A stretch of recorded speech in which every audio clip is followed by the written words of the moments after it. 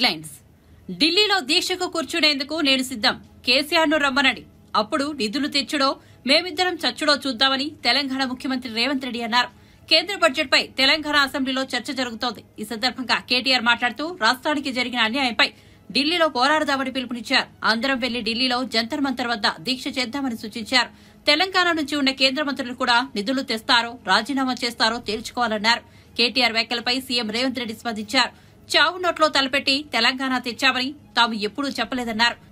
100 రూపాయలు పెట్టి కిరోసిన్ కొని 10 పైసలు పెట్టి అగ్గిపెట్టె కొనలేకపోయిన వారు ఉన్నారని విమర్శించారు. తాము ఎవరి సేవలపైన రాజకీయాలు చేయలేదన్నారు. ఆమరణ దీక్షకు మొత్తం మంత్రివర్గం కూర్చోండి సార్, మేము అండగా ఉంటాం, మేము చుట్టూ కూర్చుంటాం, సచ్చేదాకా కూర్చోమనండి, మేము అండగా ఉంటాం, కేంద్రంతో కొట్లాడదాం. మొత్తం మంత్రివర్గం మంచిగా జంతర్ మంతర్లో కూర్చోండి, ఎమ్మెల్యేలు అందరం వస్తాం, ఎంపీలు అందరం వస్తాం, అందరం పోయి కూర్చుందాం, అంతూ చూసుకుందాం సార్. ఎందుకంటే ముఖ్యమంత్రి గారు ఈ మధ్యన ఒక్కసారి కాదు, రుణమాఫీ అంటే హరీష్ రావు దీక్ష చేయాలంటాడు, ఉద్యోగుల సమస్యలు నిరుద్యోగుల సమస్యలు అంటే నన్ను ఆమరణ దీక్ష చేయమంటాడు. అందుకే నేను అడుగుతా ఉన్నా సార్, మొత్తం కేబినెట్ కూర్చోండి, మేము అండగా నిలబడతాం, 1000 మంది వస్తాం, మీరు నిధులు తెచ్చుడో కేబినెట్ కు ఏం కావాలని నేను కోరుకోను సార్, ఆమరణ దీక్ష కూర్చోవాలని చెప్పి మనస్ఫూర్తిగా మీ కమిట్మెంట్ అభినందిస్తూ ధన్యవాదాలు. స్పీకర్ సార్, మా మిత్రులు పదే పదే దీక్ష గురించి ఉబలాట పడుతుండ్రు.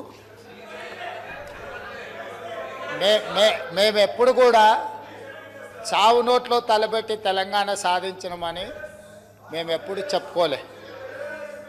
24 గంటలు తిరగకంటే ముందే నిమ్మకాయ రసం దాగి మేము నిమ్స్ హాస్పిటల్లో ఎక్కించుకొని మేము ఎప్పుడు దీక్షలు చేసి చావు నోట్లో తలబెట్టినమని అబద్ధాలు చెప్పలే. రెండవది, 100 రూపాయలు పెట్టి పెట్రోల్ కొనుక్కున్నాం కానీ 10 పైసలు పెట్టి అగ్గిపెట్టే కొనుక్కోక డ్రామా చేయడం ద్వారా శ్రీకాంతాచార్యని, ఓ ఈశాన్ రెడ్డిని, ఓ యాదయ్యను మేము బలి కొనలే. మేము ఎవరి శవాల ప్రాతిపదికనో ఎవరి ప్రాణాల ప్రాతిపదికనో మేము అధికారంలోకి రావాలని కోరుకోలేదు. కోల్పోయిన అధికారాన్ని మళ్ళీ ఇతర ప్రాణాలను బలిచ్చి కుర్చీలో కూర్చోవాలని అనుకోవడం లేదు. అయితే తెలంగాణ రాష్ట్ర విశాల ప్రయోజనాల దృష్ట్యా అక్కడ కల్వకుంట్ల తారక రామారావు గారు, ఇక్కడ తన్నీర్ హరీష్ రావు గారు దీక్ష గురించి ప్రతిపాదించారు. తప్పకుండా జంతర్ మంతర్లో చంద్రశేఖరరావు గారిని రమ్మనుండ్రి. చంద్రశేఖరరావు గారు, నేను ప్రతిపక్ష నాయకుడిగా చంద్రశేఖరరావు గారు, సభాపక్ష నాయకుడిగా నేను తెలంగాణకు నిధులు తెచ్చుడో అవసరమైతే సచ్చుడో తేలుద్దాం, మేం సిద్ధం. తారీఖు పెట్టండి, చంద్రశేఖరరావుని తీసుకొని రండి.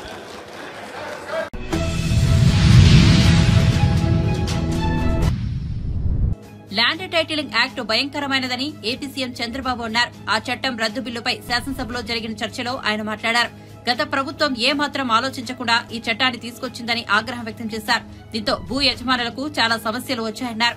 ప్రజలను చైతన్యవంతులను చేస్తే న్యాయవాదులు ఎక్కడికక్కడ ఆందోళన చేపట్టారన్నారు. ఆ చట్టం వచ్చి ఉంటే పౌరుల ఆస్తి హక్కును మింగేసే పరిస్థితి తలెత్తేదని సీఎం వ్యాఖ్యానించారు. పౌరుల ఆస్తి హక్కును మొత్తం మింగేసే పరిస్థితి వస్తుంది.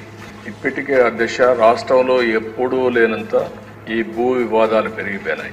చాలా దిక్కలు. ఇప్పుడు నా నియోజకవర్గం, కుప్పం నియోజకవర్గంలో చూస్తే ఎప్పుడూ నాకు ఒక్క కంప్లైంట్ కూడా రాలేదు. 40 ఏళ్ళ నుంచి నేను అక్కడ సీఎంగా, ముఖ్యమంత్రిగా, ఎమ్మెల్యేగా, ప్రతిపక్ష నాయకుడిగా ఉన్నాను. ఈ 5 ఏళ్లలో జరిగిన అవకతవకలు, ఆ నియోజకవర్గంలో ఎక్కువ కంప్లైంట్లు వచ్చేది భూ వివాదాలపైన వచ్చాయి. నేను చిన్న చిన్న మీటింగ్లు పెట్టుకొని మాట్లాడేటప్పుడు ఏదైతే 22A ఎవరైనా భూమి ఉంటే దాని పక్కన 22A అని వేసేస్తే అది ప్రభుత్వ భూమి అయిపోతుంది. అక్కడి నుంచి ఎవరైతే సెటిల్మెంట్ చేసుకోవాలనుకుంటారో వీళ్ళందరూ రావడం, నెగోషియేషన్స్ మొదలు పెడతారు. లేకపోతే ఇది గవర్నమెంట్ భూమి అవుతుంది. మనం కానీ ఒప్పుకుంటే, వాళ్ళు ఒప్పుకుంటే దాన్ని ఆటోమేటిక్గా మళ్ళీ ప్రైవేట్ భూమి కింద 22A తీసేసి మళ్ళా ప్రైవేట్ భూమి కింద సెటిల్మెంట్ చేసుకునే పరిస్థితికి వచ్చారు. అధ్యక్ష, టెక్నాలజీ కూడా చాలా ప్రమాదం. నేరస్తుల దగ్గర టెక్నాలజీ ఉంటే మొత్తం మార్చేయడం, రికార్డులు మార్చడం చాలా ఈజీగా అయిపోయే పరిస్థితి వస్తుంది. ఇప్పుడు దానికి తోడు మీరు చూస్తే అధ్యక్ష, ఇటీవల కాలంలో ఇవన్నీ కూడా సెంటిమెంట్స్ ఉంటాయి. భూమి అనేది తరతరాలుగా వారసత్వ ప్రకారం వస్తుంది. మా తాత, మా ముత్తాత ఇచ్చిన భూములు ఇప్పుడు కూడా మాకు వస్తూ ఉంటాయి ఆ కుటుంబానికి. అలాంటి భూమిలో పట్టాదారు పాస్ పుస్తకాలు ఇవ్వడం ఆనవాయితీగా పెట్టుకుంటాం. రాజముద్రేస్తాం, అంటే ప్రభుత్వం ముద్రేసిస్తాం. అలాంటిది ముఖ్యమంత్రి ఫోటో వేసుకొని పట్టాదారు పాస్ పుస్తకాలు ఇవ్వడం, అంటే సెంటిమెంట్స్తో ఆడుకోవడం, ఇది ఎక్కడ చూడలేదు దేశం, ఎవ్వరూ చేయలేదు ఇంతవరకు కూడా. అలాంటివి చేశారు. అప్పటికే ప్రజల్లో చాలా కోపం ఉంది, ఆవేదన ఉంది, ఆవేశం ఉంది, ఏమీ చేయలేని పరిస్థితిలో ఉన్నారు. అయితే ఇటీవల భూ సర్వే కూడా అన్నారు. ఈ భూ సర్వే కూడా దిశ మొత్తం సెటిల్మెంట్ చేస్తామనే ఉద్దేశంతో చేసి డబ్బులైతే ఖర్చు పెట్టి ఎక్కడికక్కడ వివాదాలు పెంచారు, కానీ ఎక్కడ వివాదాలు తగ్గించే పరిస్థితి లేదు. దాని పేరు కూడా నేను చాలా స్పష్టంగా చెప్పాను. హోల్డ్ చేశాం, స్టే చేశాం, ఇవన్నీ క్షుణ్ణంగా స్టడీ చేసిన తర్వాతనే చేస్తామని చాలా స్పష్టంగా హామీ ఇచ్చాం. అధ్యక్ష, ఈ చట్టం వల్ల పౌరుల ఆస్తి మొత్తం లాగే.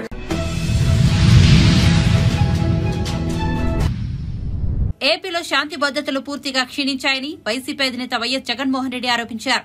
ఏపీ ప్రభుత్వానికి వ్యతిరేకంగా ఢిల్లీలోని జంతర్ మంతర్లో దీక్ష చేపట్టిన జగన్ మీడియాతో మాట్లాడుతూ ఏపీలో శాంతి భద్రతలు పూర్తిగా క్షీణించాయని పేర్కొన్నారు. 45 రోజుల్లోనే 30కి పైగా హత్యలు జరిగాయని ఆరోపించారు. దాడుల భయంతో దాదాపు 300 మంది వలస వెళ్లిపోయారని తెలిపారు. ప్రైవేట్ ఆస్తులను యథేచ్ఛగా ధ్వంసం చేస్తున్నారని మండిపడ్డారు. ఇప్పటికే 560 మంది ప్రైవేట్ వ్యక్తులు ఆస్తులు ధ్వంసమయ్యాయని ఆవేదన వ్యక్తం చేశారు. అసలు రాష్ట్రంలో ప్రజాస్వామ్యం ఉందా లేదా అని ప్రశ్నించారు. చంద్రబాబు కుమారుడు లోకేష్ రెడ్ బుక్ పట్టుకున్న ఫోటోలతో కూడా హోర్డింగ్లు రాష్ట్ర వ్యాప్తంగా ఏర్పాటు చేశారని తెలిపారు. ఇది ఎలాంటి సందేశాన్ని పంపుతోందని పేర్కొన్నారు. రాష్ట్రంలో రెడ్ బుక్ రాజ్యాంగం అమలవుతోందని విమర్శించారు. దాడులు చేస్తున్నా, చంపుతున్నా, ఆస్తులు ధ్వంసం చేస్తున్న వారిపై ఇప్పటి వరకు ఎలాంటి చర్యలు తీసుకోలేదని పేర్కొన్నారు. Today they are in power, tomorrow we could come into power. Yesterday we were in power, but when we were in power, we had never propagated such kind of behavior. We have never encouraged people to take vengeance like this. We have never encouraged assaults, we have never encouraged private property being vandalized, we have never encouraged government property to be vandalized, we have never encouraged killings. But today the situation is different in Andhra Pradesh. Now if we don't question this, being part of democracy, then can you imagine the plight of democracy going forward if this were to be encouraged? I urge the entire media, the national media especially, I also urge various parties who actually constitute democracy to have a look at these photographs what are displayed, to have a look at the video clippings which are being displayed, have a look at them and then ask yourself, is this what we want from democracy? You have various photographs what are being displayed where in broad daylight people are being hacked to death, where you have photographs and video clippings displayed where you would find a corporator running for his life stabbed multiple times, where you would have various photographs and video clippings displayed where you would have an MP, a member of parliament, touring his own constituency, visits a house of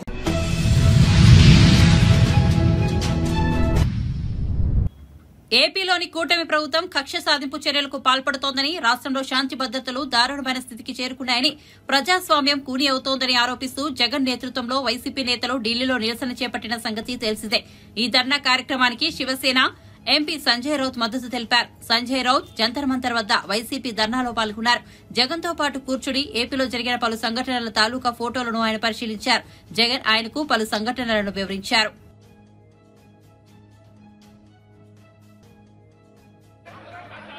hello hello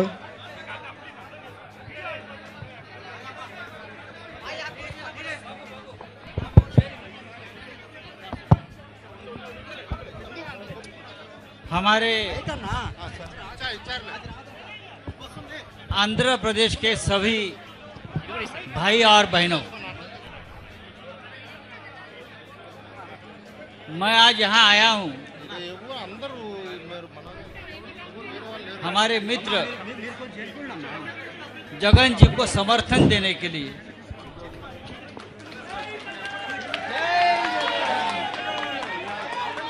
और महाराष्ट्र से शिवसेना प्रमुख उद्धव ठाकरे जी ने मुझे खास कहा है, चाहे political party का कार्यकर्ता कोई भी हो, सरकार आती है, सरकारें चली जाती है, लेकिन जिस तरह से मैं ये चित्र देख रहा हूँ आंध्र प्रदेश में, सिर्फ 40 दिनों में पूरे आंध्र प्रदेश में खून की नदियां बह रही है। ये पॉलिटिकल रिवेंज की जो भाषा और एक्शन है, ये देश के लिए खतरा है। अगर इस देश में गृह मंत्री है, गृह मंत्रालय है दिल्ली में, तो स्पेशल टीम आंध्र प्रदेश में भेजकर जो ब्रूटल अटैक कार्यकर्ताओं के ऊपर हुए हैं, उनकी इंडिपेंडेंट इंक्वायरी होनी चाहिए। और ये सिचुएशन ऐसी है जो मैं देख रहा हूं, ये सरकार को एक दिन भी सत्ता पे रहने का अधिकार नहीं है। आंध्र प्रदेश में कोई कानून व्यवस्था नहीं है। अब हमारी जितनी ताकत है, हम आपका आवाज उठाते रहेंगे और जगन जी के साथ रहेंगे। Thank you very much.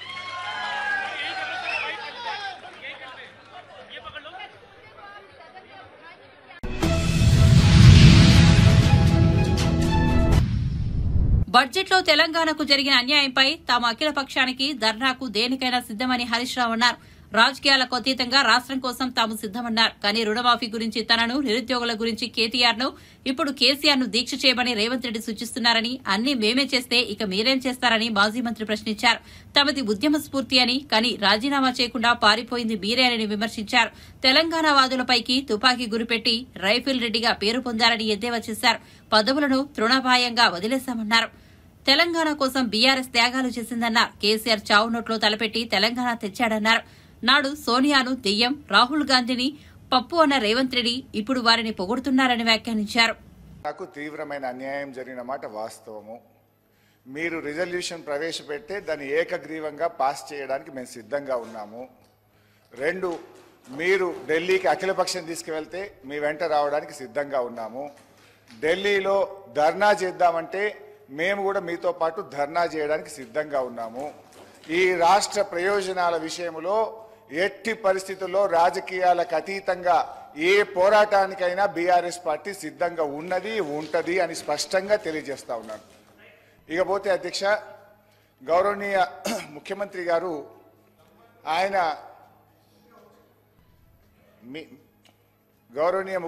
గారు ఆ మధ్య మాట్లాడుతూ రుణమాఫీ గురించి హరీష్ రావు దీక్ష చేయాలన్నాడు, నిరుద్యోగుల గురించి కేటీఆర్ దీక్ష చేయాలన్నాడు. మరి అన్నీ మేమే చేస్తే నువ్వేం చేస్తావు? ఈ రాష్ట్ర సభా నాయకుడిగా ఎందుకంటే నన్ను వ్యక్తిగతంగా అన్నారు అధ్యక్ష, ఈరోజు నీకు అగ్గిపెట్టె దొరకలేదా అంటున్నాడు. మాది ఉద్యమ స్ఫూర్తి.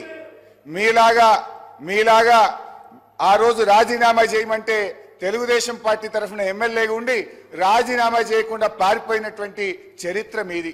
తెలంగాణ ఉద్యమకారుల మీద తుపాకీ పట్టుకుపోయిన రైఫిల్ రెడ్డిగా పేరు తెచ్చుకున్నది మీరు. సోనియా గాంధీ గారిని దయ్యమని నాడన్నావు, దేవత అన్న చరిత్ర నీది. రాహుల్ గాంధీ గారిని ఆనాడు పప్పు అన్నావు, ఈనాడు పీఎం క్యాండిడేట్ అంటున్నావు. నేనేమంటున్నా సార్, దయచేసి నేను చెప్పేది ఒకటే, సీఎం గారు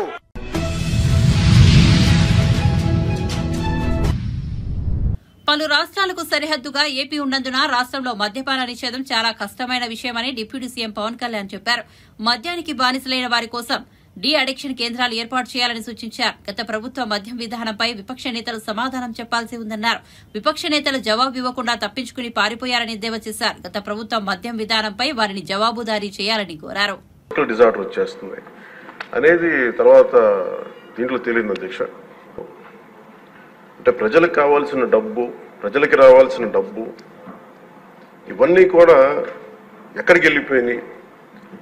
నిన్న ప్రధానమంత్రి గారు మనకి కేంద్రం బడ్జెట్లో మనకి 15,000 కోట్లు ఇవ్వగానే ఇందాక గౌరవ ముఖ్యమంత్రి గారు చెప్పినట్టుగా మనం అందరం చాలా ఆనందపడ్డాం. అంటే దీంట్లోనే నిజంగా ఈ 15,000 చిల్లర కోట్లు మనకు వచ్చిందంటే అసలు క్యాపిటల్కి ఇబ్బంది కూడా ఉండేది కాదు. పోలవరం చాలా వరకు అయిపోయింది.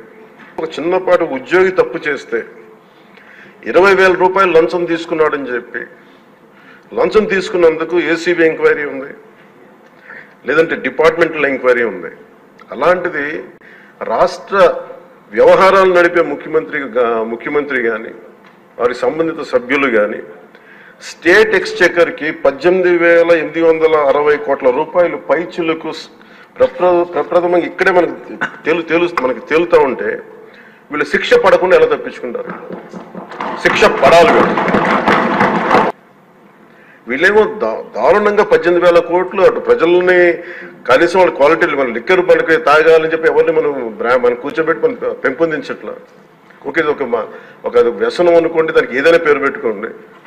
ముఖ్యంగా మనకి మద్యపాన నిషేధం అనేది చాలా చాలా కష్టమైన విషయం, ముఖ్యంగా ఆంధ్రప్రదేశ్. ఒకవైపు యానాం, ఇంకోవైపు మనకి మధ్యప్రదేశ్, ఇంకోవైపు చూస్తే మనకి తెలంగాణ, ఒరిస్సా, తమిళనాడు, కర్ణాటక, ఇన్ని బార్డర్స్ని షేర్ చేసుకొని మద్యపాన నిషేధం అనేది ఇప్పుడు చాలా కష్టసాధ్యమైన విషయం. గతంలో కూడా చేశారు, సాధించలేకపోయాం. ఇప్పుడు రెగ్యులేట్ చేయాల్సిన అవసరం ఉంది. ఇందాక గౌరవ సభ్యులు బుచ్చయ్య చౌదరి గారు చెప్పినట్టుగా ఒకటి స్టేట్ ఎక్స్చెకర్కి లాస్ జరిగింది, ప్రజలకి ఆరోగ్యానికి హాని జరిగింది. దాంతోపాటు అసలు ఈ వ్యసనాన్ని తగ్గించే పరిధిలో కూడా కొంత ఉన్నారు, కొంత బడ్జెట్ కేటాయించాలి. ముఖ్యంగా డీ అడిక్షన్ సెంటర్స్ కానీ వీటితో పాటు కేటాయించాలి. అది కూడా సూచన బుచ్చయ్య చౌదరి గారు చెప్పిన సూచన కూడా మనం పరిగణలో తీసుకోవాలి అధ్యక్ష. దాంట్లో కొంత డీ అడిక్షన్కి దాన్ని ఖర్చు పెట్టాలి అధ్యక్ష. కేవలం దాన్ని ఆదాయంగా చూడకుండా అట్లీస్ట్ ఒక 10% డీ అడిక్షన్గా దాన్ని డీ అడిక్షన్ సెంటర్స్ ఖర్చు పెట్టాలి. ఇదే కనుక ఈ రోజున మనకి క్లాప్ మిత్రాస్కి ఈరోజు డబ్బులు లేక, అలాగే పంచాయతీ బోర్డులో దాదాపు 9 నెలల నుంచి మనకి జీతభత్యాలు లేక ఒక 59 మంది నలిగిపోతా ఉన్నారు. అలాగే ఫీజు రీయింబర్స్మెంట్ లేక విద్యార్థులు నలిగిపోతా ఉన్నారు. స్టేట్ ఎక్స్చెకర్లో డబ్బులు లేవు. కానీ అందరూ ఇన్ని కోట్లాది మంది జీవితాలతో ఆడుకుని వీళ్ళ చేతుల్లో మటుకు ఇన్ని వేల కోట్లు, దాదాపు విష్ణుకుమార్ రాజు గారు చెప్పినట్టు 30,000 కోట్లు వెళ్ళిపోయాయి. అది చాలా పెద్ద ఇది స్కామ్, ఇది దోపిడీ. వీటిని కనుక మనం వదిలేస్తే తప్పు చేసిన వాళ్ళని గత ప్రభుత్వం సంబంధించిన ఇది ఇట్స్ నాట్ అబౌట్ వెండట, పగా ప్రతీకారం కాదు, కానీ వీళ్ళని స్వేచ్ఛగా కనుక వదిలేస్తే వాళ్ళ అదృష్టవశాత్తు ఈరోజు వాళ్ళకి లేరు. వాళ్ళు కనుక ఉండుంటే వాళ్ళకి నిజంగా వాళ్ళకి సమాధానం చెప్పాల్సిన పరిస్థితి ఉండేది. తప్పించుకొని పారిపోయారు వాళ్ళు. ఈరోజు తప్పించుకొని పారిపోయారు వాళ్ళు. We have to make them accountable అధ్యక్ష. వాళ్ళు we have to bring them into accountability. They have to be penalised. వాళ్ళు దయచేసి గౌరవ ముఖ్యమంత్రి గారికి నేను మీ తరపు నుంచి ఆయనకి తెలియజేసుకున్న అధ్యక్ష, దయచేసి వీరిని please we have to penalise them sir. వాళ్ళకి సరైన శిక్ష పడాలి సార్. వీళ్ళకి తప్పించుకోవడానికి కుదరదు సార్. ఏదంటే రేపు పొద్దున ఒక ట్రాఫిక్ కానిస్టేబుల్కి బలం ఇవ్వాలి అంటే ఆపగలగండి. వాళ్ళు ఏమంటారు?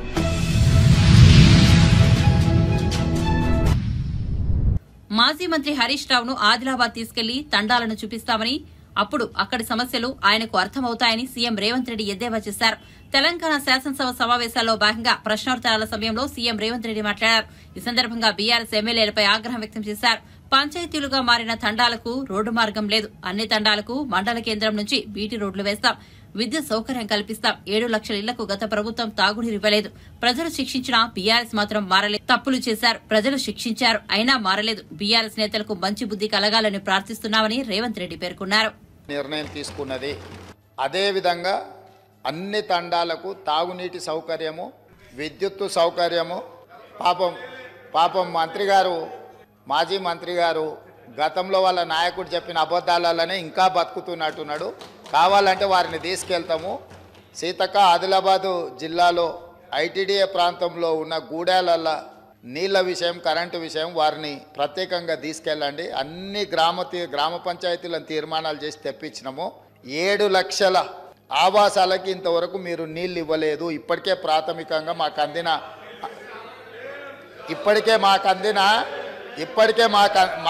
అందిన సమాచారము. కాబట్టి అధికారిక లెక్కలు మీకు ఇస్తాము. ఎందుకంటే మీరు తప్పులు చేసి ఆ చేసిన తప్పులను ప్రజలు గుర్తించి ప్రజల్ని మిమ్మల్ని శిక్షించినా కూడా మీరు మారడం లేదు. సో ఆ దేవుడు మీకు ఒక మంచి ఆలోచనను కలిగించాలని మేము కోరగలం, ప్రార్థన చేయగలం. ఈ పక్క నుంచి ఇంకా మేము చేయగలిగింది ఏముంది అధ్యక్ష? అందుకే అధ్యక్ష, ఈరోజు మా ప్రభుత్వం తెలంగాణ అభివృద్ధి అంటే తండాలలో, గూడాలలో కనీస సౌకర్యాలను ఏర్పాటు చేసినప్పుడే తెలంగాణ రాష్ట్ర అభివృద్ధి జరిగినట్టు అని బలంగా మా ప్రభుత్వం భావిస్తుంది. అందుకే తండాలలో, గూడాలలో విద్యుత్తు సమస్య పరిష్కారానికి, విద్య సమస్య పరిష్కారానికి, ఆ తండాల నుంచి మండల కేంద్రాలకు కనీసం ఒక్కటైనా బీటీ రోడ్డును ఏర్పాటు చేసే సమస్య పరిష్కారానికి, మండలాల నుంచి జిల్లా కేంద్రానికి మిగిలిపోయిన డబుల్ రోడ్లు ఏవైతున్నాయో వాటిని పూర్తి చేయడానికి, జిల్లా కేంద్రాల నుంచి హైదరాబాద్ నగరానికి 4 లేన్ రోడ్స్ వేయాలని ఈ రాష్ట్రంలో ఎక్కడైనా ప్రతి వాడికి ఒక మంచి రవాణా సౌకర్యం ఏర్పాటు చేయడం ద్వారా ఇవాళ పేదవాళ్ళు కష్టపడి వాహనాలు కొనుక్కుంటున్నారు. కానీ సొంత ఊరికి పోవాలంటే రోడ్డు ఉండడం లేదు. సైకిల్ మోటార్ల మీద పోయి గుంతలలో పడి కింద పడి భార్య పిల్లలతో పోతూ ప్రమాదానికి లోనై చనిపోతున్నారు. దీనికి కారణం మనం సరైన మౌలిక వసతులు ఏర్పాటు చేయకపోవడం. అందుకే రాష్ట్ర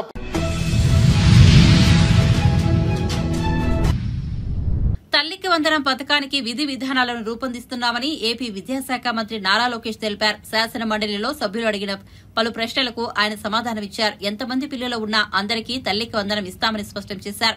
ప్రభుత్వ, ప్రైవేటు బడుల విద్యార్థులందరికీ పథకాన్ని వర్తింపజేస్తామన్నారు. గత ప్రభుత్వ వైఫల్యంతో ప్రభుత్వ పాఠశాలల్లో 72,000 మంది విద్యార్థులు తగ్గారని చెప్పారు.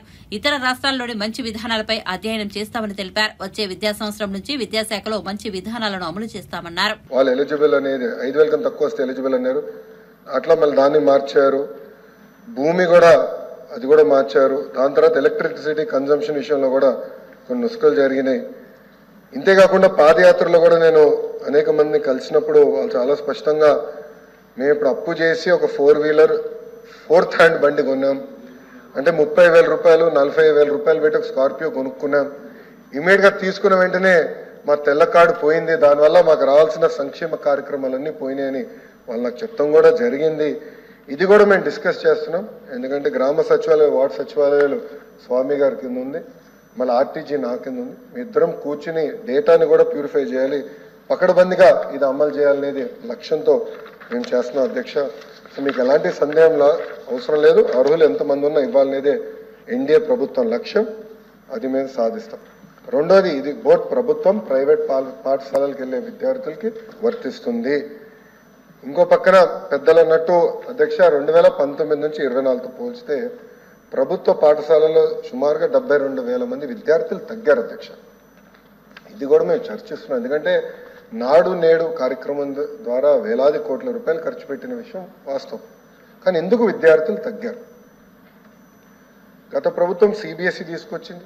సిబిఎస్ఈ మళ్ళీ బోర్డు ఎగ్జామ్స్ అని పెట్టారు. తర్వాత ఐబీ గురించి ప్రస్తావించారు. టోఫెల్ గురించి కూడా ఒక ప్రశ్న ఉంది, దాని గురించి కూడా మాట్లాడతారు. కానీ నిర్ణయాలు తీసుకున్నప్పుడు, విద్యా రంగంలో నిర్ణయాలు తీసుకున్నప్పుడు చర్చించాల్సిన అవసరం ఉంది. యూనియన్లతో మాట్లాడాలి, ఉపాధ్యాయులతో మాట్లాడాలి, అందరినీ కూర్చోబెట్టి ఆమోద్యమైన పరిష్కారం వెతకాల్సిన అవసరం ఉంది అధ్యక్ష. రాబోయే సంవత్సరం ఏం చేయబోతున్నాం, రోడ్ మ్యాప్ వేద్దాం, అందరితో చర్చిద్దాం, సంఘాలు అందరినీ కూర్చోబెడదాం, మాట్లాడదాం, వచ్చే సంవత్సరం నుంచి అమలు చేద్దాం. నాకు నచ్చింది కనుక ఇది ఇద్దాం, నాకు నచ్చలేదు కనుక ఇది తీసేద్దాం అనేది కరెక్ట్ కాదు. చర్చించిన తర్వాత నిర్ణయం తీసుకుందాం అనేది ఒక లక్ష్యంగా మేము పెట్టుకున్నాం. పెద్దలు వెంకటేశ్వర గారు అన్నట్టు వాస్తవం, ప్రభుత్వ పాఠశాలలో అడ్మిషన్స్ తగ్గుతున్నాయి, అంటే ఎలాంటి సందేహం లేదు. ఒక పక్కన ఎన్డీఏ ప్రభుత్వం రిక్రూట్మెంట్ కూడా చేస్తుంది. మీరు చూసారు, దాదాపు 16,000 మంది ఉపాధ్యాయుల రిక్రూట్మెంట్కి మేము తొలి అడిగేసాం. అది మేము నెక్స్ట్ అకాడమిక్ ఇయర్కి మేము పూర్తి చేస్తాం. కానీ ఇంకో పక్కన చూస్తే దాదాపు 11,000 పాఠశాలలో 10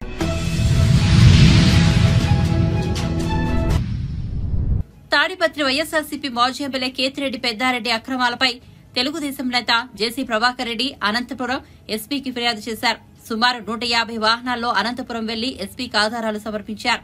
తనపై పెట్టిన అక్రమ కేసుల వివరాలను ఎస్పీకి అందించారు. తక్షణం చర్యలు తీసుకోవాలని కోరారు. అనంతరం మీడియాతో మాట్లాడుతూ తాడిపత్రిలో మున్సిపల్ స్థలం 5.6 సెంట్లు ఆక్రమించి పెద్దారెడ్డి ఇల్లు కట్టాడని, త్వరలో నోటీసులు ఇచ్చి కూల్చేస్తామని చెప్పారు. పెద్దారెడ్డి ఆయన కుటుంబం అనేక చోట్ల బెదిరించి భూములు కాజేశారని జేసీ ఆరోపించారు. తన అనుచరుడు పొట్టిరవిని జిల్లా బహిష్కరణ చేయించిన కేతిరెడ్డి పెద్దారెడ్డిపై అనేక కేసులున్నాయన్నారు. ఇన్ని కేసులున్న కేతిరెడ్డి పెద్దారెడ్డి ఆయన ఇద్దరు కుమారులను తాడిపత్రి నుంచి బహిష్కరించాలని జేసీ ప్రభాకర్ రెడ్డి డిమాండ్ చేశారు. మీరు టేప్ చేసుకొని పోలీసు వాళ్ళని ఈ ముందు భ్రష్టు పట్టించినారు. ఐఏఎస్ను ఐపీఎస్ను ఎక్కడంట సింహం ఏది నీ చించినారు. నన్ను అడిగితే నిన్ను ఎతకవే లోపలేయాలా? నువ్వు ఉన్నావు ఒకటి ఏడున్నా ఒకటే. ఏంటంటే నీ దగ్గర ఏది మాట్లాడుతూ నీకే తెలియదు. చంద్రబాబు నాయుడిని క్షమాపణ అడుక్కో. మంచోడు కాబట్టి ఈ ముందు నేను నీడ కూర్చుంటే ఆయన ఏమొకటే అభివృద్ధి. మేమంతా అభివృద్ధి కోసం ఉన్నాం. ఎవరో అడిగారు సీఎం దగ్గర పోయి ఇవన్నీ పెట్టించుకోవచ్చు కదా. అవసరం లేదు. నాకు అన్యాయం జరిగింది పోలీసుతో. అదే పోలీసుతోనే నేను ఎంక్వైరీ చేయించుకొని నేను తప్పు చేసినా లేదని ఉద్దేశంతో ఇంటికి వచ్చినా కానీ చంద్రబాబు నాయుడు దగ్గర పోతేనా అడిగింది ఇస్తాడని నమ్మకం నాకుంది. I don't want spoil his name. ఆయన మాట కోసం కట్టుబడి with all evidence I have come. నేను పోలీసుని ఒకటే రిక్వెస్ట్ చేసేది, రవిని 5 సంవత్సరాలు బహిష్కరించినారు. నేను మొత్తం రికార్డు ఇస్తున్నా. ముందు వాళ్ళని బహిష్కరించి సీతారాంను, ప్రసాదరావుని, పేర్ని నాని, సద్దల వీళ్ళ మీద కూడా ఎంక్వైరీ చేసి నేను తప్పు చేసింటే వదిలిపెట్టండి. లేని పక్షంలో కేసులు పెట్టాల్సిందే, ఎఫ్ఐఆర్ పుట్టాల్సిందే. లేని పక్షంలో నేను 15 రోజులకు మళ్ళీ వచ్చి ఎస్పీ ఆఫీస్లో కూర్చుంటా. ఈసారికి ఎస్పీ గారు మంచోళ్ళు బాగా విన్నారు నేను చెప్పింది. తప్పకుండా నేను అకార్డింగ్ టు ఇన్ని బుక్కులు తెచ్చినా I loss my people to read everything తీసుకొని ఒక దీనికి వచ్చి తప్పకుండా నీకు న్యాయం చేస్తా అన్నాడు. కాబట్టి ముందు ఆయనకు ధన్యవాదాలు చెప్పుకుంటున్నా. నేను, నా కుమారుడు, నా భార్య, నా కోడలు అందరూ సఫర్ అయినాం. వాళ్ళు బయట తిరగాలంటే కూడా నామూషి పడుతున్నారు. నేను అన్యాయంగా లోపలికి పోయినానని నాకు ఉంది.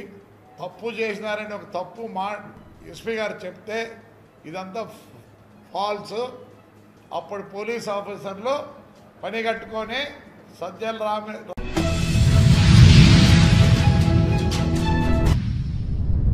కేవలం రాజకీయ కారణాలతో జగన్ ప్రభుత్వం ఎన్టీఆర్ ఆరోగ్య వర్సిటీ పేరును మార్చిందని ఆరోగ్య శాఖ మంత్రి సత్యకుమార్ యాదవ్ మండిపడ్డారు.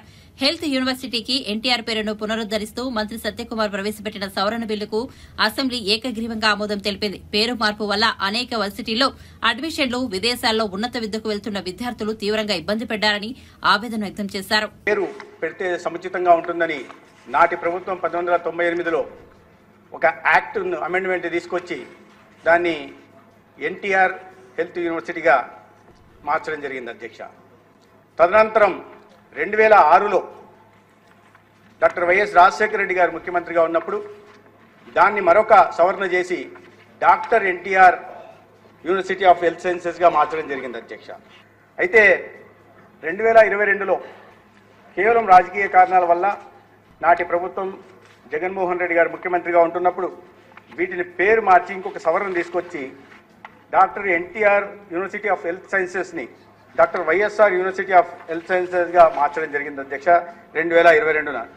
దాని తర్వాత 2022 అకాడమిక్ ఇయర్లో 16,297 మంది విద్యార్థులు బయటకు వస్తే కోర్సు పూర్తి చేసుకొని 2023లో 14,840 విద్యార్థులు పూర్తి చేసుకొని వచ్చారు.